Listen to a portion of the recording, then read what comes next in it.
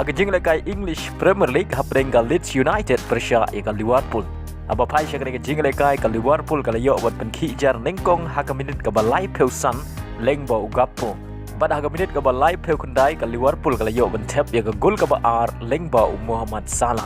Adu bukut ka kala step ka Liverpool kala tam da ar la not. Haka kala mit kata haka minit ka ba sau Pynliem ka Leeds United ka yo ban tap ya ka shigol lengba Sinistera. Batang hadin san minit kata haka minit ka ba sau peu ar ka Liverpool ka yo ban tap ya ka gol ka balai lengba Jota.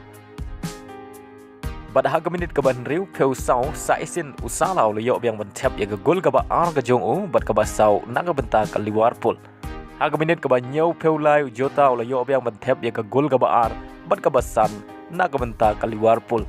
Bat shwa ban kut ka jing lekai kata ka minit ka ba khandai peu lengbau Nunes ka Liverpool ka yo ban tap ya ka gol ka ba henriu. Bat hadu bukut ka jing lekai ka Liverpool ka job sup dan henriu la ka wei. Haka jing lekai Serie A jong ka Brazil kat ka Kynhun Suarez ka Grêmio persya ya ka klub Radbah jong ka Brazil ka Santos. Aba pai sya ka jing lekai ka Grêmio ka yo ban penki jar nengkong shwa ban kut ka kelas step kata haka minit ka ba sau peu sau lengbau Pedro.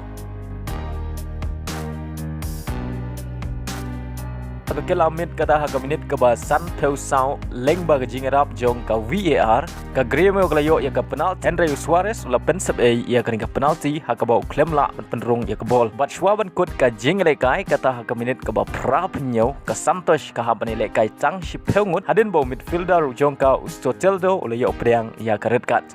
Bat hadu bukut ka jing lekai kirang lekai ka Santos ki klem la ban sikuliang ya ka shigol jong ka Grêmio. Bat lengba ka jing job ka Grêmio ka yo ban khur lai point haka ka jing lekai Serie A banengkong ka jong ka menta samoi.